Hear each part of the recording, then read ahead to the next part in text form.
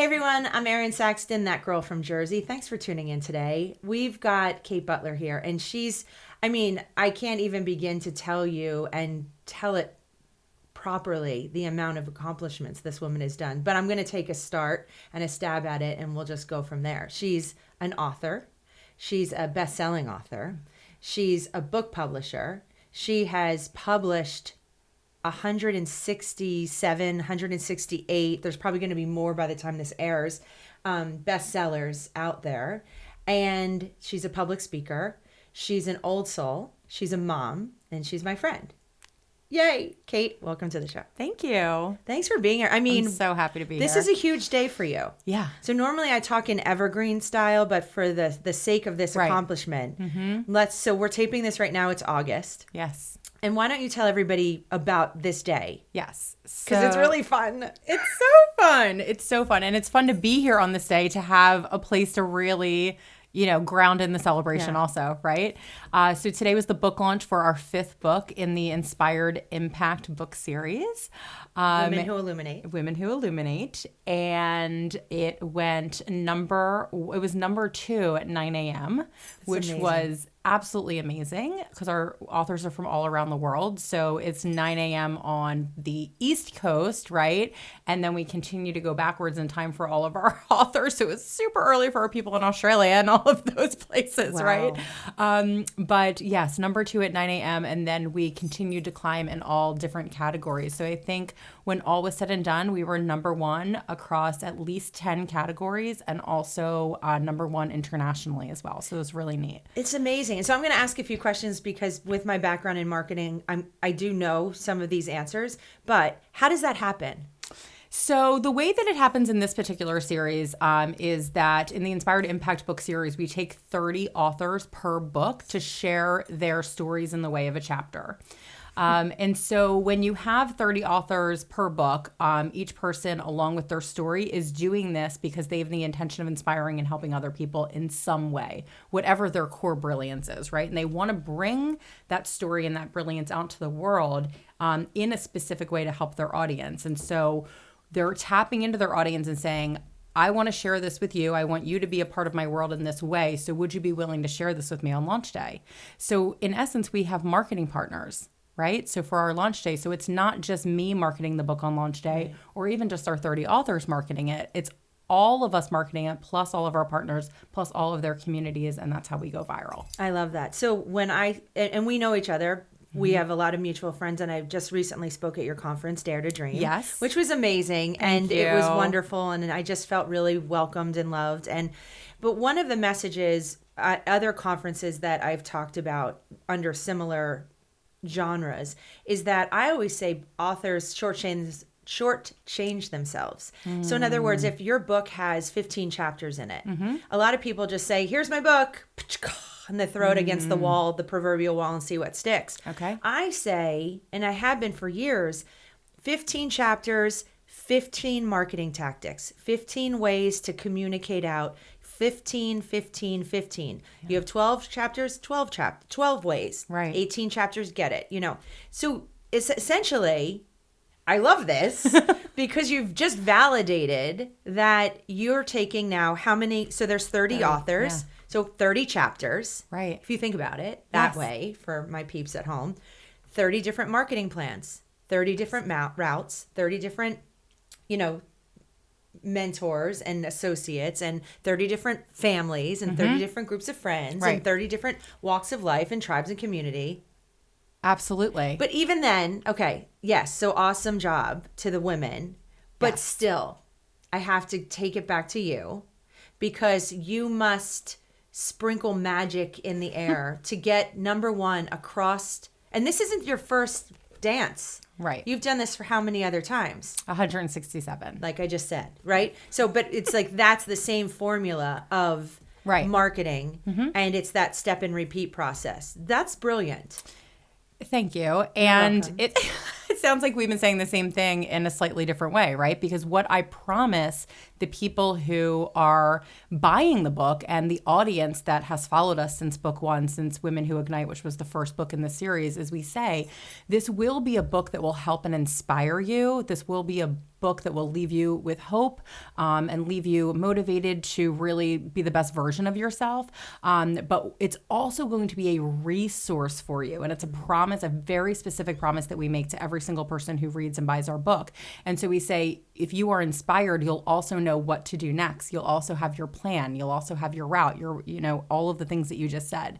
So that's a promise that we make to our audience. And that's something that we've been saying all along as well. So I'm That's awesome. completely aligned with you on that. Well, and you really support your authors. So it's, you're saying, I know what we're saying, it sounds easy, like 30 different marketing plans, but you work with them. You have a support team that supports them, and they're on group calls, and they kind of don't have to just wake up and Shazam know how to be a book author. They don't need to know that. You're there to help them. Well, that's the beauty of what we do. And I have just found that as I have gone through really going after these different dreams in my life, that it's just more fun when I do it with someone, right? And so this book series came about because there was a group of my clients who wanted to share first of all, everyone has a story, but not everyone knows how to write their story.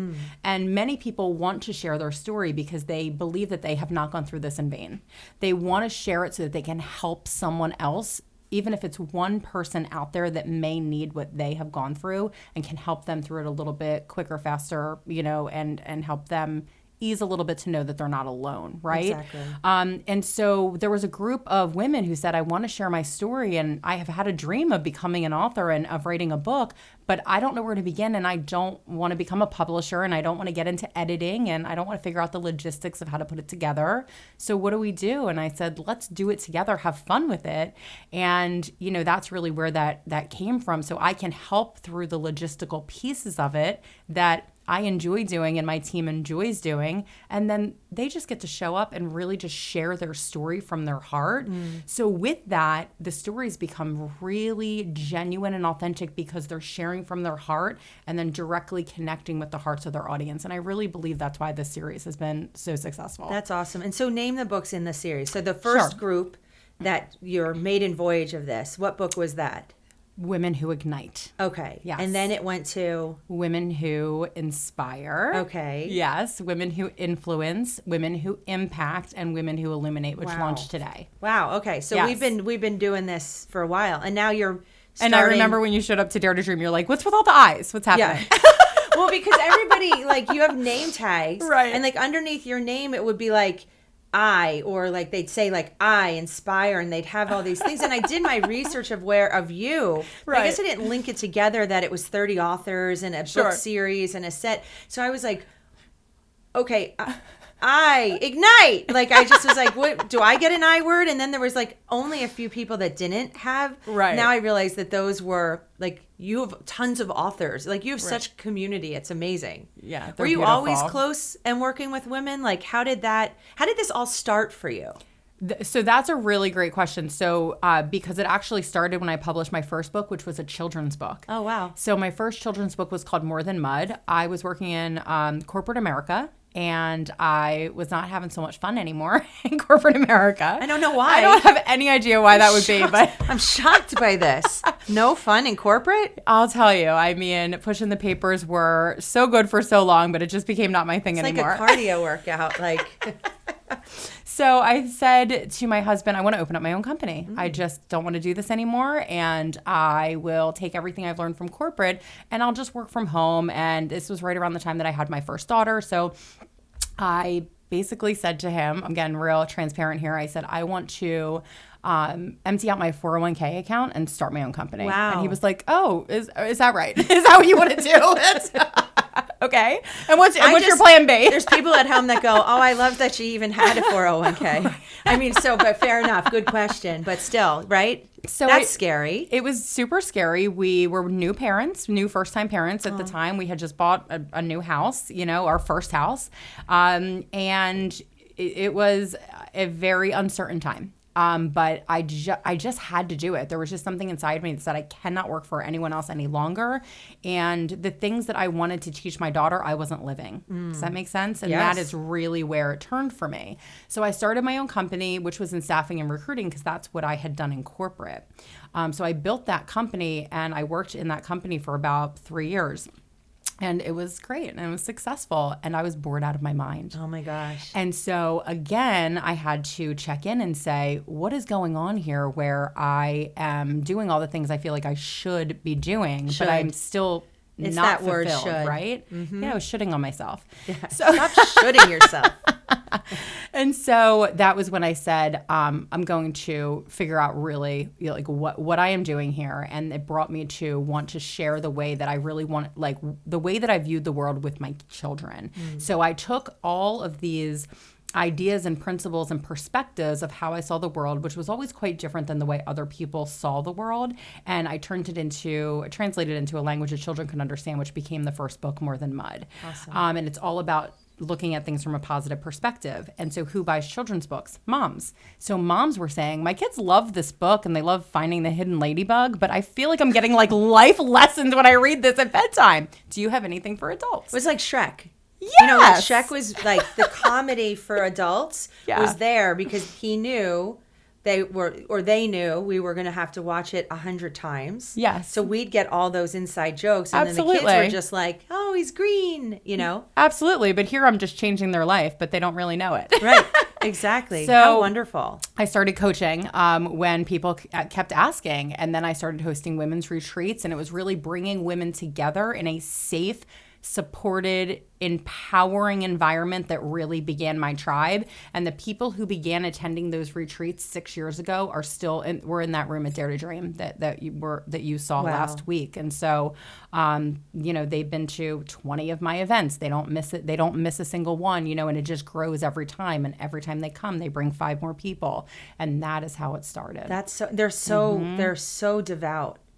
And still, as I am to them. Well, I was just going to say, I mean, if you saw Kate at the conference, I mean, all day, all night, I saw you were always with somebody from the group, not just your inner circle. Right. You were, and then no one knew who I was and I was riding in the elevator and they were just euphoric that they were going to be there. And it was real love. Like they were like, oh my gosh, I haven't seen you in so long. And these weren't rah-rah girls. Right. Which I'm so grateful for. Me too. So before we started rolling the camera, we were talking about, I said, I like women, but not like all women, which I don't, but a lot of these like women's groups, you think like, go women, like, and to me, I'm like, oh gosh, like that just, I just want to be like, go everybody. And there's going to be groups of guys and girls and everybody, but collectively to just, it always worries me when I see a company headed in one direction because I always feel badly for the people that are left out. Sure. Right? Yeah. But, good point. there's tons of great women's groups that, of course, are just there for women because we need to stick together. So I'm a little two-faced with the whole concept, quite frankly, But your group, and I've spoken at a lot of different groups, and so far, I should just shut up because everybody's been lovely. But your group, I don't know if it's because it's New Jersey. I mean, Kate's a Jersey girl, right? So you pull from, at least in this area. Right. I know we could be in California and then I'd see your California people. But, in this area, we had Philly, New Jersey, Delaware. I even met somebody with your mom, right? Eileen. Yes. Was there. And I said my name. And I said, oh, she said where she lived. And I said, oh, my family's from there. It turns out that her husband, God rest his soul. Yes.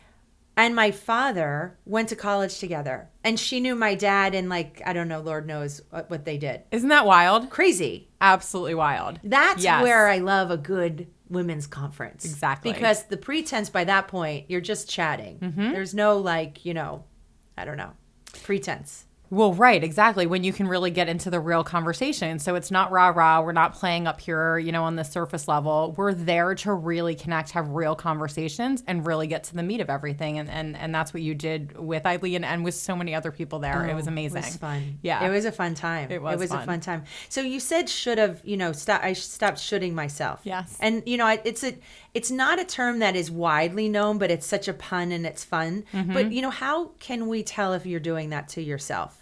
There's people out there that they'll laugh and they'll think that's funny and the little like play on words. But how can somebody, let's give some advice out there. We might as well. It's the least we could do. But how can people identify whether they're shoulda, woulda, coulda themselves? Well, I can say the first few things that I began doing, right, when I started to recognize that something isn't right here in my life. Everything looks really great on the outside, but inside it's a big old hot mess. And so what can I do to fix this? Because I, at that point, now had 2 little girls that were looking up to me, and I couldn't be a hot mess for them. So if I wasn't going to do it for myself, I was at least going to do it for them, and that's really where it began. And so I really started to allow my emotions to become my indicator. So if I was feeling completely off and completely bad hanging around certain people, I really needed to make a change in that regard. If I was feeling bad going down this road or doing these activities or working in this job, I needed to start to say, what could be another option for me, right? So the only reason we ever feel bad about anything in our life, or we feel disappointed, or we feel like something could be better, is because there is a reference point of something that we would prefer, right? So if we start to follow those emotions and really allow ourselves to ease into what we would prefer, then that can be, our first avenue into what could be possible for us and what could be next. And the second thing I did, which I attribute so much of, really my coming into my life purpose, if I'm really being frank with you, is beginning to reflect every day. And I meditate. I grew up praying, right? And I still do both. But for me, praying is asking and talking and communicating, and meditation is receiving and being silent and just allowing your inner guidance to show up, right? If we are quiet enough to listen, but we will never forget to recharge our phone. And if we forget to charge our phone at night, we're having a bad morning the next morning, right? So we don't forget to do that. We don't forget to charge our computers. We don't forget to charge our electronics. But how often do we actually recharge ourselves? So I began to follow my emotion to guide me to what I would prefer. And then I would spend each day allowing myself to recharge and fill up so that I was so full that I could actually be overflowing and then give out to others. And that was really how I began to stop shitting on myself. I love that. No, and thank you for being so honest. So on the East Coast, yoga's now coming in, but we have so many friends on the West Coast that they've been meditating, and their great grandmothers have been meditating, and Bless their they hearts. make their own dog biscuits and granola, and which is awesome. Awesome. No emails needed. But on the East Coast, it's a different vibe here, as you know. Yeah. So when you started meditating, I just got to ask, and it's not like I know this answer, but if you're from New Jersey, you're going to have an interesting answer. What did your parents say when they knew you started to meditate? Well, let's start with my husband. Okay. He was like, what's happening with your life right now? Who are you? Yeah, because it's just from New Jersey. I mean, and people all over the world, I'm positive, will be seeing this. But from New Jersey, we don't talk this way. Right. Correct. So what did he say to you? He was just like, you bait and switched me. Like, I don't know who you are. This isn't you were one and now you're another. What's happening? Namaste where you are. Yeah, Exactly. I get it. Exactly. And so I said, we can always go back to the way that we were. And I can always go back to who I was. So I am going to try this for 30 days because everyone is saying that 30 days is the turning point and you will begin to see transformational life shifts. And I'm willing to give that a shot. Also to develop any kind of positive habit. Absolutely. Or any kind of yucky habit for that matter. Absolutely. Seems to be 30 is the number. Right. 30. Ah! I love when I tie it all together. We planned that. We did. We did it. So you tried it for 30 days. Yes. And within that 30 days, I noticed an internal shift before the 30 days. But that wasn't anything tangible that my engineer husband could sink his teeth into by saying I felt inner peace for the first time, which I absolutely did. Wow. But I didn't know it was possible to feel happiness not connected with something external. So when my husband would come home and he had a good day, I had a good day. But if he had a bad day, then all of a sudden my good day went down here. Sure. Right? And same thing with my kids. Like everything was fine as long as they were fine. But if they weren't fine, then I was having a tough day. That's tough, though. I mean, this is, let's just stay on this for 1 second. That's huge. Because as moms, as wives, as girlfriends, as, mistresses, just kidding. I just feel like we're an ebb and a flow. And so, we're filling in the gray void to make it whole. Right? Absolutely. And, so if they're coming home with a bad day, I'm like a chameleon. I was saying to somebody that it's almost like if you're sad now, I'm such an empath, honestly. If I'm being frank with you, is like I can feel what you're feeling right now. I'm a really good read, right? And so it's great for interviewing or sales or whatever. But as a mom, as a girlfriend, when I know they're hurting, it's hard to then still be like, I'm good. Absolutely. But still be able to be there mentally and emotionally for them, but just to know that you're standing in I'm good, right? Well, absolutely. So there's a couple of things there. So as humans, our human nature is that we want to be in compliance or in alignment with our partner, the people that we are closest to in our lives, from a vibrational and energetic standpoint, which whether you believe in it or not, everything is energy. Sure. And so our being wants to be in harmony with the people that we are closest with. And generally, those are the people that we live with. So if our partner's energy drops and we've meditated and our energy is higher, right? Because that's what happens when you are charging yourself, as we talked about earlier, right? And so if you aren't aware of that, what'll happen when someone in your house is having a bad day is automatically human nature is to be in harmony with the vibration that they're at. So you will actually lower your vibration to match them because that feels better to you just to be comfortable than to be out of harmony with your partner.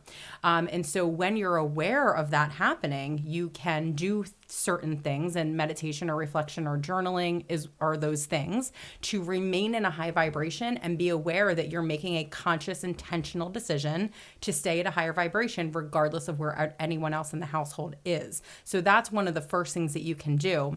But speaking of awareness on this topic, that's really the biggest thing, because that's where everything shifted for me when I said, I want to write a children's book so that my children can understand the way that I look at life. It was because I realized upon going down these roads that weren't extremely terrible, but they weren't my soul's mission. It wasn't why I wasn't here to be a recruiter. I wasn't here to open up that company. Now those were stepping stones for me to get here where I should be. So it wasn't that they were done and they were the wrong path per se, but everything leads to something, right? True. And so it led me to here. But when I got to a place where I said, I'm unhappy, it was because I was, like you said, a chameleon, showing up really big for my job, showing up really big for my kids, showing up really big for my husband, showing up as a daughter and a mom and a colleague. But there was nowhere in my life where I was actually showing up for myself. And I can identify with that. I mean, honestly, I sit in that all the time, honestly, right? I mean, and I think we all do more than we realize we do. And so I think that's why I'm so glad we're talking about this, because, I don't know what everybody's first step is or second step or third step to get on this journey. Right. But I really would love everybody, East Coast or not, to be on this journey. And the other thing I think is important to figure out and to identify is, so if you keep a high vibrational tone, that doesn't mean we should identify this, because now we'll have some people in both our communities that are like, that's it, I'm meditating. And then all of a sudden they drive everyone in their family crazy. So if they do come home, family members, from a bad day, that does not mean you have to then recruit and cheer them up all the time. Like, right. They're allowed to do with them. Have their own vibrational tone. Like, you're now not the new recruiter poster child for high vibrations.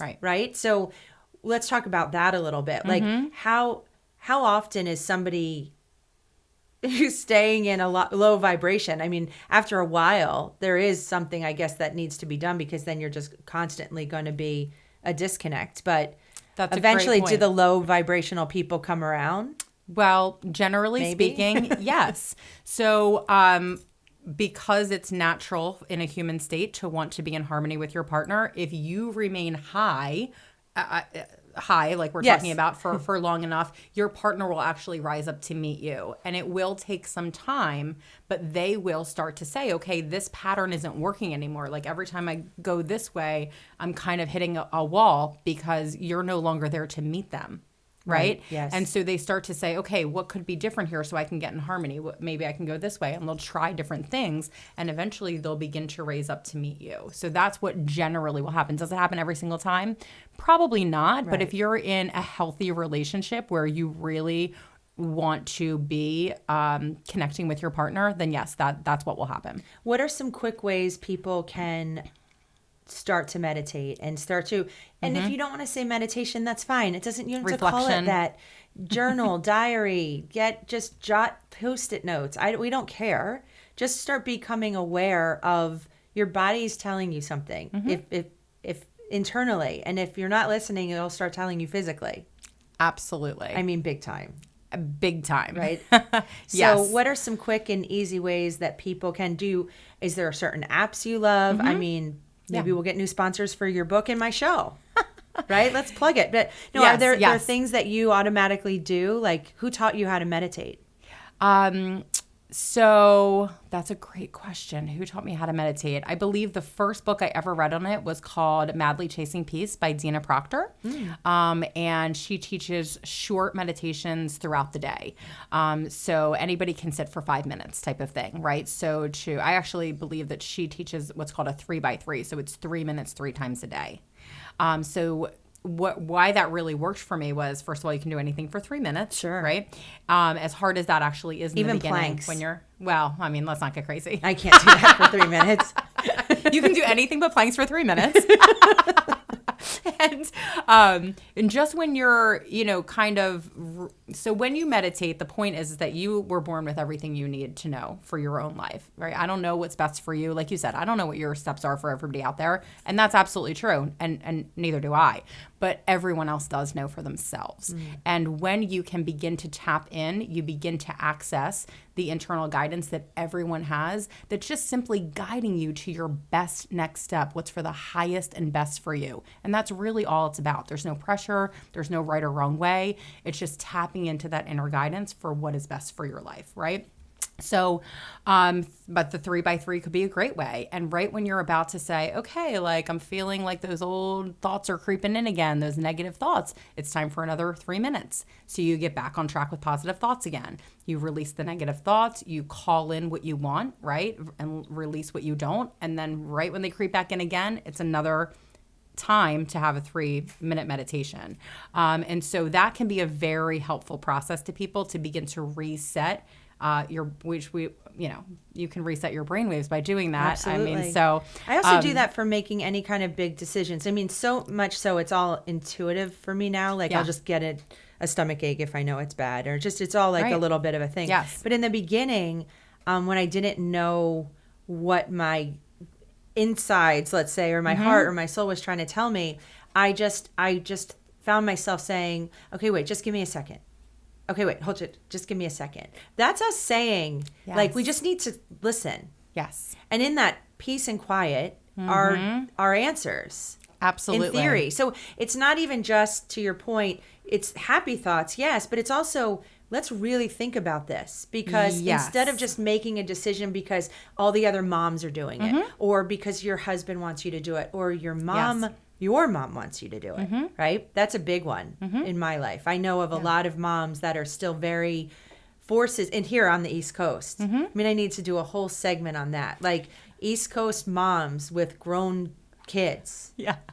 Town Hall next on NBC Coming News. Like, next. I mean, there's not one person in this room from New Jersey that isn't like, yes, book that show. So I think that is kind of like figuring out through meditation or just pausing. So you go, is this what I want to do? Or is this what they want me to do? Or is this what my kid wants me to do? Absolutely. Like, and is it in my highest and best good? Because in theory, if we're doing great, then we'll be great for everybody else. But if we're broken, this is how I'm feeling it. But if we're broken or we're not able to, our cell phone's only like on 3% battery. Right. I don't really think I'm going to start a long text, or I'm not going to start this big decision. I'm certainly not going on Amazon and buying something. It's going to, before I can hit send and purchase it. Right. Right. So our things are just going to break down unless we're really full. Well, right. Battery and life. You're beginning to, with your charging your battery life, you're beginning to trust yourself. And that is what is creating those new neuro pathways in your brain, which we're referring to. And that is what becomes transformational change in your life. Yeah. But there are different ways of meditating. So sitting and meditating in a traditional mindfulness meditation is one way. You can do guided meditations. I have a SoundCloud account where people can access a ton of, pre-recorded meditations. But you mentioned journaling. That's a great way to connect with yourself just by allowing whatever shows up to show up. You can just write whatever you think about without any planning, without any editing, just allowing yourself to be with yourself and write whatever shows up. Running and exercising is a great way to meditate as well. I don't know what you're talking about. Me either. I don't do that one. But I don't hear you. There's something's wrong with this mic. I do not understand your Martian ways. Exercise. Dear goodness. My body screams at me for that. I don't want to have that conversation. But yes, for most. For some people. It's running and can exercise. Be great to allow your body to be engaging in the autopilot activities. So it gives your brain a rest from having to think about something because your body knows how to run without telling it to run. So it frees your brain up to begin to get into that reflection or that meditative state. So walks in nature, hiking, like any of those things can also be great ways to reconnect with yourself. That counts. Yeah. So it doesn't have to be all airy-fairy cupcakes and unicorns. And just it usually go outside, isn't. Yes. Kind of settle your soul and settle your mind, and there, you're meditating. So before we wrap up, I'd love for you to tell everybody watching about your next book. So what's coming? So we know we made all the bestseller list, right? We're number one and we're all across the country and world. But you're looking for authors for a new book. Tell us what that book is called and the vibe about that book, just in case somebody's interested. Absolutely. So thank you for that. So the series really began with that moment that we're talking about where people made a stand in their life to say, I was going this way and I'm going to choose to go in a new direction. And with that, I'm reigniting my life and my passion for life.